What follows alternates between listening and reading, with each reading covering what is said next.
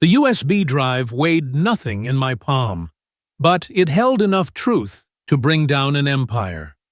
Sometimes the smallest things carry the weight of justice, a lesson I learned watching my father die with a medical chart full of lies. That morning started like any other at Roosevelt High, with me walking past the trophy cases that gleamed like false promises. October wind rattled the windows of the old building, and I pulled my father's old leather jacket tighter around my shoulders. Mom had offered to buy me a new one, but I wasn't ready to let go of the smell of his cologne that still lingered in the lining after 6 years. Sarah Mitchell, right. A voice behind me made me turn. Tyler Brooks stood there with 2 of his teammates, their Letterman jackets marking them as untouchable in the Roosevelt High ecosystem. Tyler's smile was the kind that made parents trust him and made smart girls like me check for exits. "That's me," I said, shifting my backpack higher on my shoulder. The USB drive sat in my front pocket, feeling heavier by the second. "Heard you were poking around Coach Williams's office yesterday." His tone was conversational, but his teammates had already moved to flank me. Classic predator formation, I'd seen it enough times in the depositions I'd helped Attorney Walsh prepare over the summer. "I was returning a textbook." The lie came smooth and easy. 3 months of watching witnesses get cross-examined had taught me that the best lies were simple ones. Tyler stepped closer, and I caught a whiff of expensive cologne mixed with something else, fear. It was subtle, hidden under all that quarterback confidence, but it was there. "Funny thing is, Coach says nothing was returned." If you're feeling that rush of what's going to happen next, hit that like button. It really helps more people discover these stories. And if you want to share where you're watching from, drop it in the comments below. For those who want to support more stories like this one, there's a thanks button right under this video. Every contribution, no matter how small, helps me bring you more inspiring tales of courage and standing up for what's right. Thank you for being here. Now, let's see what happens when push comes to shove. The hallway was emptying out as students rushed to first period. Soon, we'd be alone, which was exactly what they wanted. But I'd learned something important during those long summer days in Attorney Walsh's office. Sometimes the best trap is the one you walk into willingly. "Maybe we should discuss this somewhere more private," I suggested, nodding toward the east hallway. "Unless you want to have this conversation where teachers might overhear." Tyler's eyes narrowed, but he gestured for me to lead the way. As we walked, I slipped my hand into my pocket, fingers finding the record button on my phone. One-party consent. State the first thing Attorney Walsh had taught me about Illinois law. The east hallway led to the old gym, officially closed for renovations that had been ongoing for 2 years. The fluorescent lights flickered overhead, casting shadows that danced like guilty consciences. This was their territory, their killing ground for anyone who stepped out of line. They didn't know it was about to become their confession booth. "So," Tyler said once we were far from any potential witnesses, "what exactly did you see in that office?" I leaned against the wall, forcing my body language to stay relaxed even as my heart hammered against my ribs. "Why don't you tell me what you think I saw?" One of his teammates, Marcus, cracked his knuckles. "Girls playing games, Ty." "No games," I said, meeting Tyler's eyes. "Just curious why a straight-A student like you needs his grades adjusted." The words hung in the air like a challenge. Tyler's face went through several expressions: surprise, calculation, and finally, a cold kind of resignation. "You don't know what you're messing with," he said quietly. This goes way higher than some grades. How high? I kept my voice steady, channeling every courtroom drama I'd witnessed. School board high, construction contract high, or are we talking federal investigation high? That got a reaction. Marcus stepped forward, but Tyler held up a hand to stop him. You're Jennifer Walsh's intern, the lawyer. It wasn't a question. I nodded anyway. Then you know about attorney-client privilege. Tyler continued. Whatever you think you know, you can't. I'm not a lawyer, I interrupted. I'm just a 16-year-old student who stumbled onto some interesting spreadsheets. Spreadsheets that show grade changes, financial records, construction invoices that don't match actual costs. I pulled out the USB drive, holding it up like a talisman, all perfectly legal for me to share with whoever I choose. The fear I'd smelled on Tyler earlier bloomed into something closer to panic. You don't understand. My father, Michael Brooks, school board president, owner of Brooks Construction, currently overcharging the district by 30% on renovation projects that never quite seem to get finished. I let that sink in. Yeah, I understand plenty. What happened next surprised all of us. Tyler Brooks, star quarterback and golden boy of Roosevelt High, suddenly looked very young and very tired. He sank down onto a dusty bench, head in his hands. You think I want this? His voice was different now, stripped of its usual bravado. You think I asked to be part of this sick system? Marcus and the other teammate, I thought his name was Jake, exchanged uncomfortable looks. This wasn't going according to their usual script. Tyler, man, shut up, Marcus warned. But Tyler was already talking, words spilling out like water through a broken dam. Every game, every touchdown, every perfect grade, it's all fake, all of it. And if I don't play along, if I don't maintain the image. He looked up at me, and I saw something I hadn't expected: genuine terror. You've never met my father when he's disappointed. I thought of my own father then, of his gentle hands checking my homework, his patience when I struggled with fractions. The memory was a knife between my ribs. There's always a choice, I said softly. Tyler laughed, but it was a broken sound. Choice, you really did learn nothing useful in that law office. The whole system is rigged. Sarah, the principal takes his cut. The school board looks the other way. The coaches make sure their stars shine bright enough to bring in alumni donations. And kids like us, he gestured between himself and me, we're just cogs in their machine.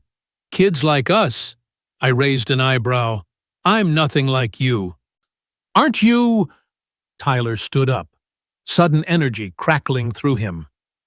Your mom's a paralegal, right? Works for Henderson and Associates. Guess who Henderson's biggest client is? My stomach dropped. That's not. Brooks Construction. Has been for 10 years. You think your summer internship was some random opportunity? You think Jennifer Walsh just happened to need a high school intern? The USB drive felt like it was burning a hole in my hand. Everything I thought I knew was shifting, rearranging itself into a new and uglier picture. You're lying. But even as I said it, I was remembering things, comments Attorney Walsh had made about keeping certain files confidential, the way she'd steered me away from specific cases, the too generous hourly rate for a high school intern. The best lies are mostly truth, Tyler said, echoing my earlier thoughts. Welcome to the machine, Sarah. We're all complicit. Every single one of us. If you've ever had a moment where your entire worldview shattered, where everything you believed about right and wrong suddenly became muddy and complicated, then you know how I felt standing in that hallway. The USB drive in my hand felt less like a weapon and more like a mirror, reflecting back my own naive assumptions about justice and truth. Marcus, who'd been silent during Tyler's revelation, finally spoke up. "So what now? She knows everything. We can't just what?" I found my voice again, forced steel into it. "Threaten me, hurt me, make me disappear like you did with Derek Coleman." That name landed like a bomb. Jake actually stepped back, and Tyler's face went white. We didn't. Derek left on his own. He couldn't handle the pressure. The pressure of maintaining a lie. You mean? I was connecting dots now, remembering the quiet kid who'd been Tyler's teammate junior year. Then suddenly, wasn't. He found out about the grade fixing and wouldn't play along, so you destroyed him, spread rumors, made his life hell until he transferred. That wasn't supposed to happen, Tyler said quietly. Things got out of hand. Things always get out of hand when you build on a foundation of lies. I thought of my father again, of the medical charts that had been altered after his death, the evidence that mysteriously disappeared. But here's what you don't understand, Tyler. I'm not Derek Coleman. I'm not some scared kid you can intimidate into silence. Because you have evidence, Marcus scoffed. You think you're the first person to try to expose this? There was a teacher 2 years ago, Mr. Rodriguez, had a whole file of proof. Know where he is now, teaching middle school in Missouri. They didn't fire him. That would look suspicious. They just made his life miserable until he left on his own. And the school newspaper editor who tried to run a story, Jake added. Getting into the spirit of things, suddenly her college recommendations went missing. Her scholarship applications got lost. She ended up at community college instead of Northwestern. They were trying to scare me. And it was working. But Attorney Walsh had taught me something else during those long summer days. Fear is just information. It tells you what matters, what's at stake. And right now, my fear was telling me that this was bigger and more dangerous than I'd imagined. You're right, I said, surprising them. I can't take this down alone. David doesn't beat Goliath in real life. I pocketed the USB drive. But here's what you're missing. I don't have to beat you. I just have to make it more expensive to keep me quiet than to let me talk. Tyler studied me with new interest. You're thinking like a lawyer now. No, I corrected him. I'm thinking like someone who watched her father die because people like your father decided the cover-up was worth more than the truth.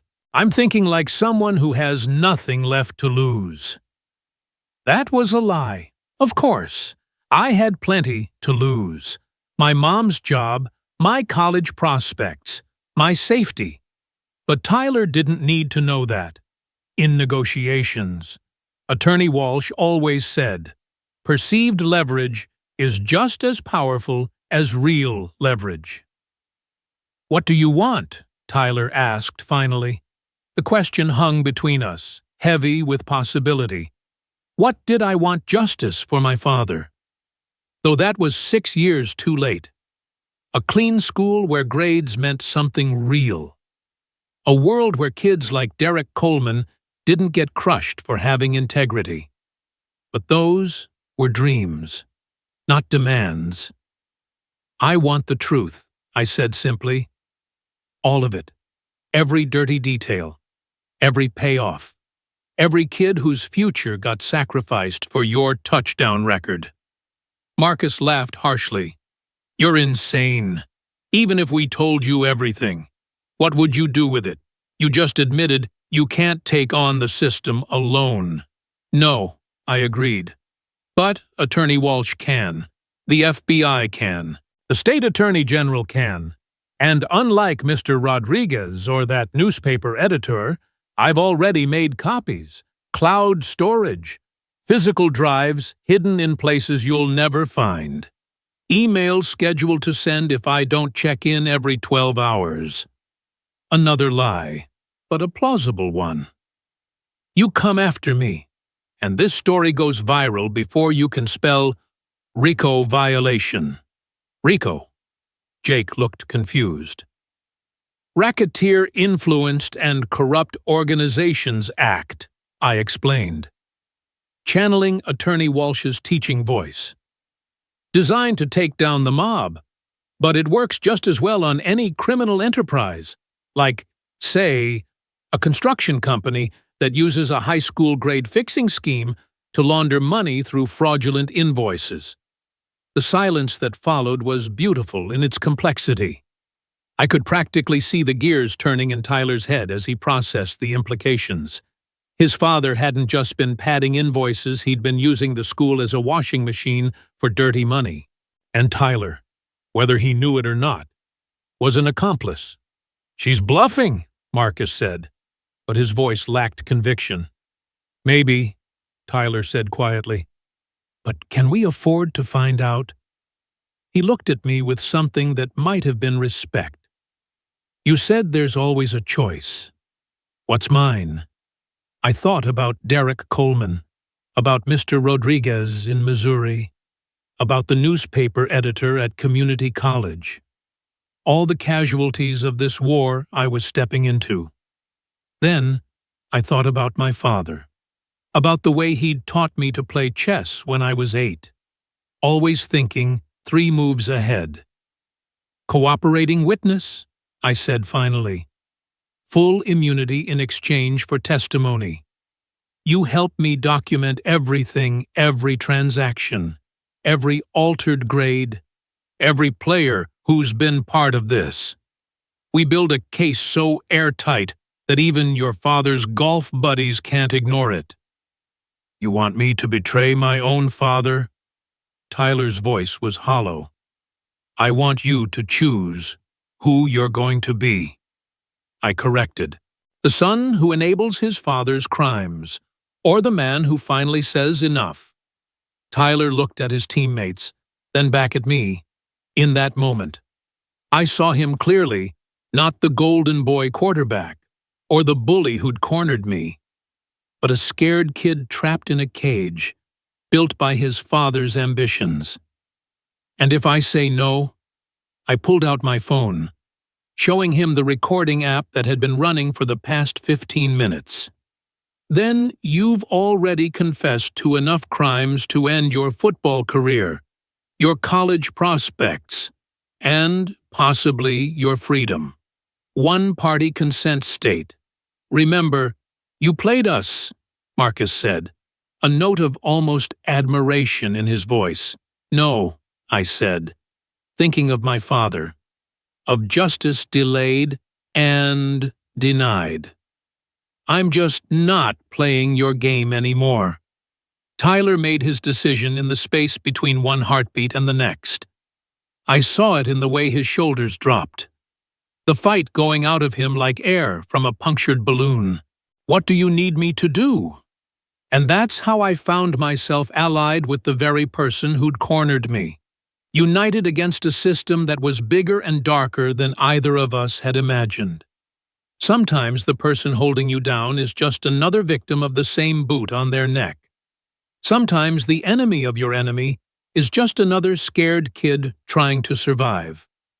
But I was about to learn that, in Roosevelt High's ecosystem, even the predators had predators, and some of them had been watching our little confrontation with great interest.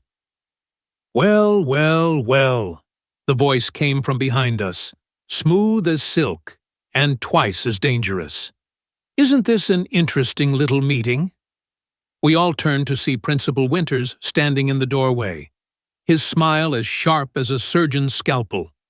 "Miss Mitchell, Mr. Brooks, I think it's time we had a discussion about school loyalty." The trap I'd thought I was setting had just revealed itself to be part of a much larger web, and the spider had finally decided to show himself. Principal Winters stepped into the hallway like he owned it, which, in a way, he did. The flickering fluorescent lights cast shadows across his face, making his expression unreadable. Behind him, two security guards flanked the doorway, not the usual retired cops who checked parking passes, but younger men with the kind of alertness that suggested military training. "Mr. Brooks," Winters said, his voice carrying the weight of false concern, "your father is worried about you. He asked me to make sure you weren't getting into any unfortunate situations." Tyler's jaw tightened. "I'm fine, Principal Winters." "Are you?" Winters' gaze swept over all of us, lingering on the phone in my hand. "Because from where I'm standing, it looks like Miss Mitchell here is conducting some kind of unauthorized interrogation. That could be construed as harassment, even extortion." The security guards moved closer, not quite threatening but definitely present. My mind raced through options, calculating odds like Attorney Walsh had taught me. In a legal battle, positioning matters as much as evidence. "Actually," I said, keeping my voice steady, "we were just discussing a group project for AP Government." Tyler was explaining the school's administrative structure. Winters smiled, and it was like watching a snake unhinge its jaw. "How educational. And I suppose that USB drive is full of research materials." The game had shifted. He knew exactly what was on that drive, which meant he'd been watching, waiting. The question was, for how long? "You know, Sarah," Winters continued, moving closer, "your mother does excellent work at Henderson and Associates. It would be a shame if the firm lost Brooks Construction as a client. These days, paralegal jobs are so hard to come by." There it was, the threat wrapped in silk. But he'd made a mistake. He'd confirmed the connection between Brooks Construction and my mother's firm, which meant Tyler hadn't been lying about the deeper web of corruption. "Is that a threat, Principal Winters?" I asked, making sure my phone was still recording. His smile widened. "Of course not. I'm simply observing economic realities. Just like it's an economic reality that college admissions can be so unpredictable. Even stellar students sometimes find their applications mysteriously unsuccessful."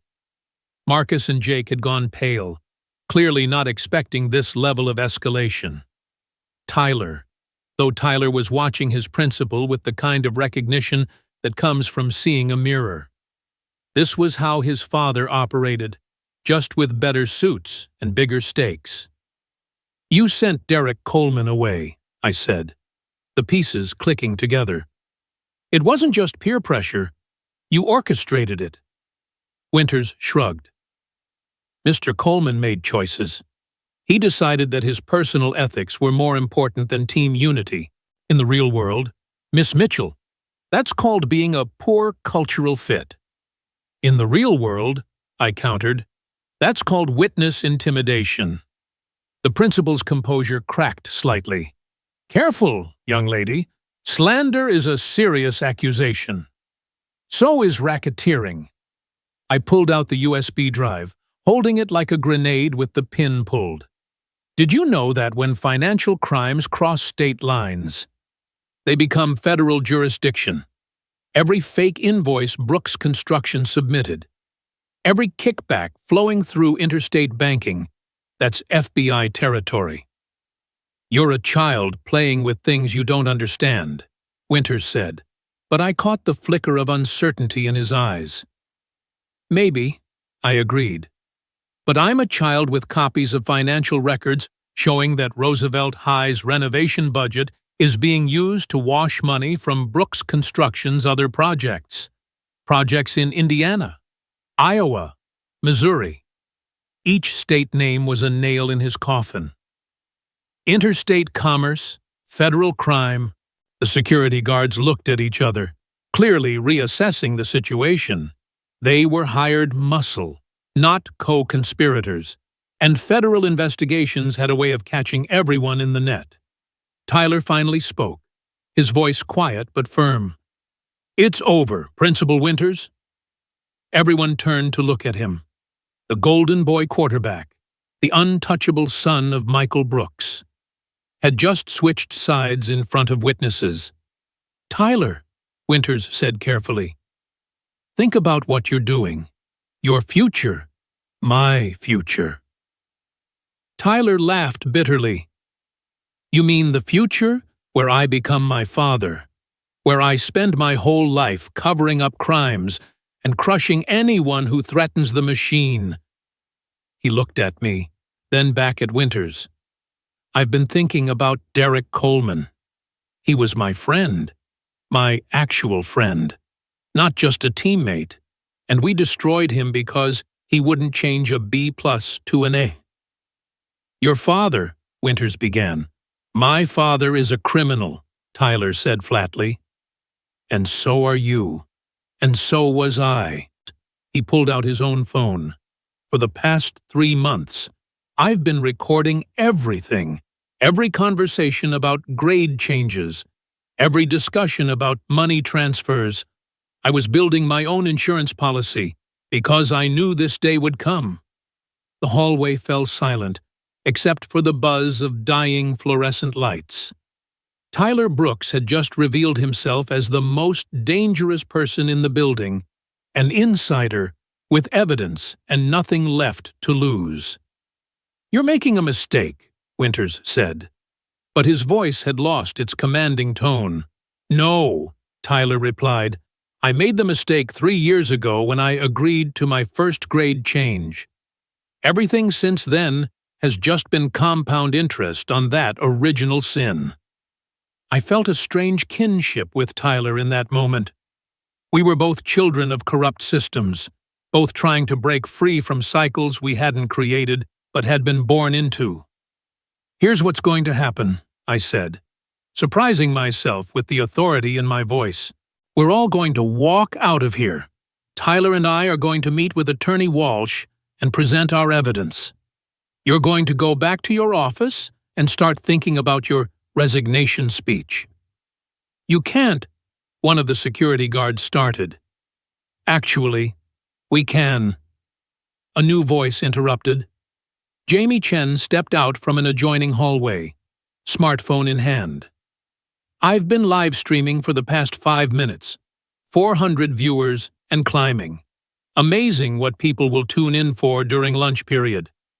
Winter's face went through several colors before settling on a grayish pallor.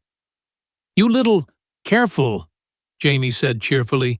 "You're on camera, and unlike your security footage that mysteriously disappears, this is streaming to multiple platforms simultaneously." The security guard stepped back, hands raised in the universal gesture of, "Not my problem. Smart men. When the ship starts sinking, the rats know to swim." "This isn't over," Winters said, but he was already backing toward the exit. "You children have no idea what you're starting." "No," I agreed, "but we know what we're ending." After Winters and his guards left, we stood in the hallway, unlikely allies brought together by circumstance and conscience. Tyler looked older than his 17 years. The weight of his choices visible in the slump of his shoulders. "What now?" Marcus asked, looking lost without his usual scripts. "Now we do the hard part," I said. "We tell the truth." The next few hours blurred together like scenes from a legal thriller. Attorney Walsh arrived within 30 minutes of my call, accompanied by 2 other lawyers from her firm. She took one look at the evidence Tyler and I had compiled and immediately called her contacts at the FBI. "This is bigger than we thought," she told me privately while Tyler was giving his initial statement. "The financial records show connections to construction projects in 12 states. We're talking about organized crime on a massive scale." "And my mom?" I asked, the question that had been burning in my throat. Walsh's expression softened. "Was never part of it. Henderson kept her completely isolated from the Brooks files. I suspect he knew this day might come and wanted plausible deniability." Relief flooded through me. At least one parent would emerge from this clean. The FBI arrived that evening, setting up a command center in the conference room of a nearby hotel. Tyler and I spent hours in separate rooms, detailing everything we knew. My recordings were transcribed. His files were cataloged. Jamie's live stream had already been downloaded thousands of times, ensuring that no amount of damage control could bury the story. It was nearly midnight when Agent Rivera finally told us we could go home. "You did a brave thing today," she said. "Both of you, but brave doesn't mean safe. We're assigning protection details until arrests are made." Tyler laughed humorlessly. "Protection from my own father? There's irony for you." "Would you rather go back?" I asked him. He shook his head. "I can't, even if nothing comes of this. I can't pretend anymore." He looked at me with eyes that seemed years older than this morning. "You asked me to choose who I wanted to be. I choose to be someone Derek Coleman wouldn't be ashamed to know." The arrests started 3 days later. Principal Winters was taken into custody at his home, news cameras capturing his no comment as he was led to a federal vehicle. Michael Brooks was arrested at his office, the construction empire he'd built crumbling with each unsealed indictment. But the real earthquake came when the full scope was revealed. 17 school board members across 5 states, 43 construction company executives, a network of corruption that had stolen millions in taxpayer dollars while trading children's futures like poker chips. Tyler testified before a grand jury. His football career over, but his integrity intact. He'd lost his scholarship, his social standing, and his relationship with his father. But when I saw him in court, he stood taller than he ever had in shoulder pads. Mrs. Martinez, who had been quietly documenting irregularities for years, finally felt safe enough to come forward. Her evidence filled gaps in the prosecution's case, connecting dots we hadn't even known existed. And Derek Coleman came home. I was there when he walked back into Roosevelt High 6 weeks after the arrests. The hallways were different now, still the same walls and lockers, but the air itself felt cleaner. Tyler was waiting by the entrance, hands shoved in his pockets. No Letterman jacket in sight. "Derek," Tyler said simply. Derek stopped, assessing his former teammate. "Tyler, I'm sorry." The words came out raw, unvarnished. "For everything, for the pressure, for the silence, for not being the friend you deserved." Derek studied him for a long moment, then extended his hand. "I hear you're pre-law now."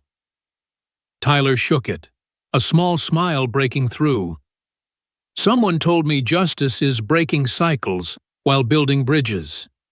They both looked at me, and I felt the weight of what we'd accomplished.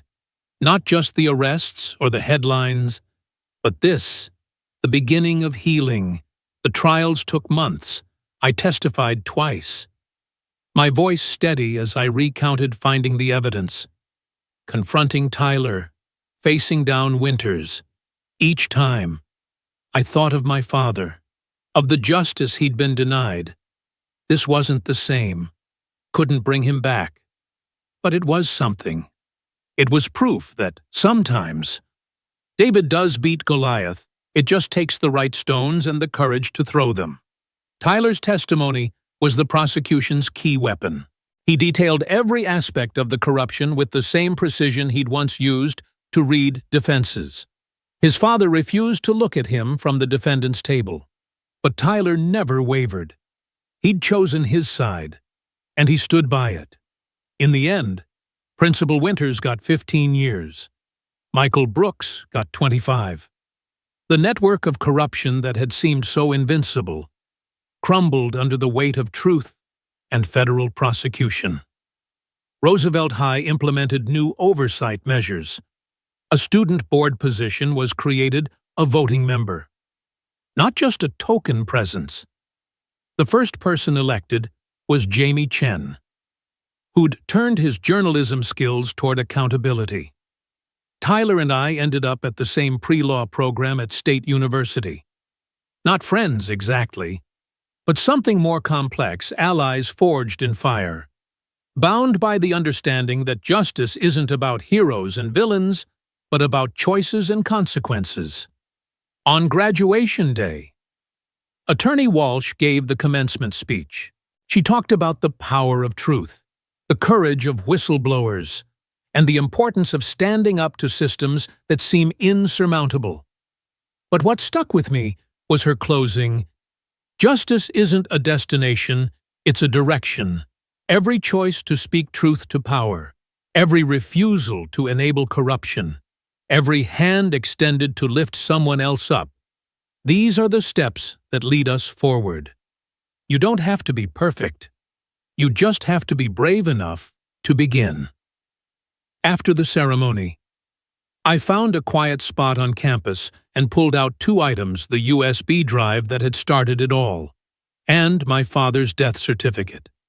The drive had done its work, its contents now part of federal court records. The certificate that injustice would never be remedied. But perhaps that was the point. Some wounds don't heal, they just teach us why the fight matters. Tyler found me there. "You okay?" "Yeah," I said, and meant it. "Just thinking about cycles." He sat down beside me, both of us looking out at the campus where we'd spent 4 years learning the law that had saved us and condemned others. "My father's up for parole next year. Will you go?" "I don't know." He was quiet for a moment. "Would you forgive the people responsible for your father's death? If you could." I thought about it. Really thought about it. Forgiveness isn't about them. It's about not letting the poison spread. But accountability, that's about everyone else who might be next. So we keep fighting. We keep fighting. And we did. Tyler became a prosecutor specializing in white-collar crime. I joined a firm focused on whistleblower protection. Jamie ran for school board and won. Derek became a teacher at Roosevelt High, determined to be the adult he'd needed in his darkest moments. The USB drive sits in my office now, framed next to my law degree. A reminder that sometimes the smallest things carry the weight of justice. That courage isn't the absence of fear, but action in spite of it.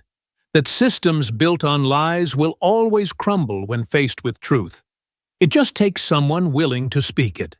Every year, I go back to Roosevelt High to speak to the AP government class. I tell them about one-party consent laws and RICO statutes, about the power of documentation and the protection of witnesses. But mostly, I tell them this: you are never too young, too small, or too powerless to matter. The system counts on your silence, your compliance, your fear. But the moment you refuse to play their game, the moment you choose truth over comfort, justice over safety, that's the moment everything changes. That's the moment you discover that the USB drive in your pocket weighs nothing at all. It's the truth it carries that has gravity. And truth, once released, can bring down empires. The last time I visited, a student raised her hand. "Miss Mitchell, what if speaking up costs us everything?" I thought of Tyler losing his father, his future, his identity, of Derek's stolen years, of my mother's sleepless nights during the investigation, of my father, who never got justice, but whose death taught me why it mattered. "Everything has a cost," I told her. "The question is, what's the price of staying silent? Because that bill always comes due.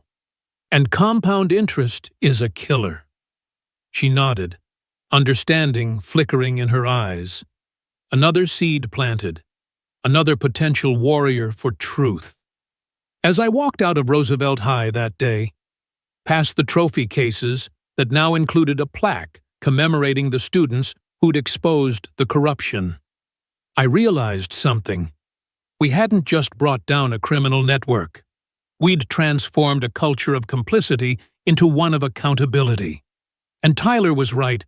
Justice isn't a destination. It's a direction.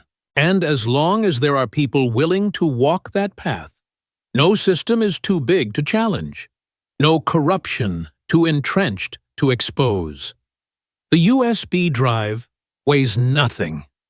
But truth has the weight to change the world. One testimony at a time, 6 months after that classroom visit.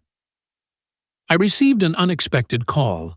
It was Tyler, his voice tight with something I couldn't quite place. "Sarah, you need to see the news."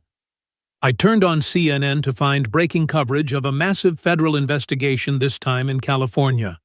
Another construction scandal, another network of corrupted school officials. But what made my breath catch was the figure walking into the FBI field office, head high despite the media frenzy. A 17-year-old girl named Maria Gonzalez, clutching a USB drive. "She cited our case," Tyler said over the phone. "Said she learned about whistleblower protections from your Roosevelt High speech. It's on YouTube, 2 million views." I sank into my office chair, overwhelmed by the ripple effect of our actions. Maria Gonzalez had found the courage to expose corruption in her district because she'd seen it was possible. Because she knew she wasn't alone. The next morning, my email inbox was flooded. Students from Texas, Michigan, Florida, all reaching out with their own stories of grade manipulation, financial fraud, systemic abuse. What we'd thought was a local cancer had metastasized nationwide. Tyler and I established the Student Justice Initiative within a month. Free legal consultation for student whistleblowers. Secure channels for reporting. Protection strategies. Derek designed the educational materials. Jamie built the website. Even Marcus, who'd spent years in therapy processing his role in the Roosevelt High machine, joined as a peer counselor. The initiative's first national conference drew 300 students. I watched them network, share strategies, build courage from each other's stories. During a break, a boy from Atlanta approached me, couldn't have been older than 15. "My principal's been changing attendance records to boost funding," he said quietly. "I have proof, but I'm scared. My mom's undocumented. They could destroy us." I saw myself in his eyes, that same mixture of fear and determination. "Let's talk about your options," I said, guiding him to our legal team. "And remember, they're counting on your fear. That's their only real weapon." As I write this, it's been 5 years since I held that first USB drive. The Student Justice Initiative has helped expose corruption in 93 school districts. We've recovered $47 million in stolen funds. More importantly, we've shown a generation that their voices matter. My father never got his justice. But maybe this is how justice really works, not as individual victories, but as an endless relay race. Each runner passing the baton to the next. He couldn't run anymore, so I ran for him. And now hundreds of others are running too. The USB drive on my wall has been joined by dozens of others, each one a story of courage. A David who faced their Goliath. Together, they weigh nothing. Together, they've changed everything. Because that's the secret the corrupt never understand. Truth isn't just powerful because it's true. It's powerful because it spreads. One voice becomes 2. 2 become 10. 10 become thousands. And thousands of voices, speaking truth together. That's not just justice. That's revolution. Late at night, when the office is quiet and the weight of other people's battles presses heavy on my shoulders. I hold that original USB drive and remember, my father died without justice. But he didn't die without legacy. Every student who speaks up, every corrupt system that falls, every young person who chooses truth over silence, they're all threads in the tapestry he started weaving. The day he taught me that doing right matters more than being safe. The USB drive weighs nothing. But love, courage, truth, those are heavy enough to move mountains.